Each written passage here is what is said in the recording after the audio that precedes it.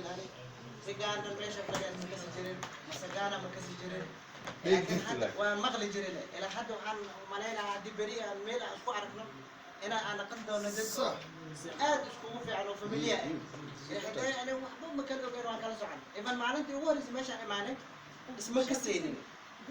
qof walbana waa isfiirinayo wuu kala soconayo laakiin hadda waxaan aragnay maasha allah dad badan oo meesha iska fahmay qof walba oo xaaladiisana uu kala fahmay waxaan u maleynayaa dabeecadda hadda waa isfahmay qof walba dabeecaddiisa meesha waa iska fahmay taas naftarkeeda waa muhiim ay noo tahay hortaad mahadsantihiin maadaama aan soo dhegeysan laakiin waxaan idinku codsanaynaa dadka hay-adooyinka wado sida masa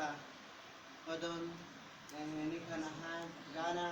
iyo dadkan kale hadda meesha fadhiya waxaan codsanaynaa dadka hay-adooyinka wadaan fadlan mar alla markii haddii oo shir muhiim adeegin aad samaynaysiin inaad bidaabar ka soo wadatiin sidii loo heli lahaa gabdho oo experience ay u noqdaan ayagana bulshadooda ay ugu qayb qaataan waa ridaab waxaan joogo gabdhooyin waxbarteen ay u baahan yihiin ama wiilal waxbarteen ay u baahan yihiin inaa loo kordhiciyo waxbarashadooda amba inay helaan sidii bulsho ugu qayb qaadan lahaayeen ay u hadli lahaayeen bulsho horteeda taasoo waxay ku tiirsan tahay idinkoo hay-adda wado oo financigan haystaan waxaad haysatiin haddii aad awoodi kartiin Christina keligeeda wax ma qabato hal far waxaa la dhahay waa hal far Christina keligeeda inay oo ay imaato ridaaba ay imaato oo dadka wax ridaaba ay imaato dhiirigelin meeshan oo hadda oo aad oo liidato ayna le wacdo odayaashan ay maamusho ay isku imaadaan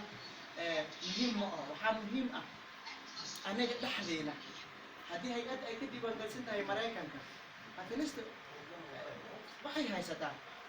haddii ay ugu diiwaangalsaneen inta ay joogtona wax bay haysataa waxaan rabnaa marka waxyaalihii dadkii oo aad haysatiin inaad ku caawisiin dadkiina oo wax bartay dadkii joogo sifa hadda intu imaadaan haddii aad waddanka aad diraysin aad u adeegsan kartiin beri waxay idinku qaban karaan laakiin haddii aad tacno inta aniga joogno Soomaaliya waxay u jirtay exactly Soomaaliya waa waddankeenu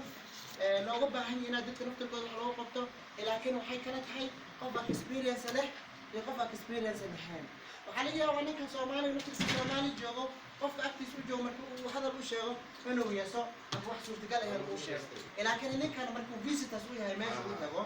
oo meesha uu dhex tago xishmad weyn uu helaayo oo macquul uu noqdo oo dhigi karo ninkan ku socda hay'adda soo ku socda hay'adda barajada weyn kan saarmay u leedahay in lagu dhax waa suurtagal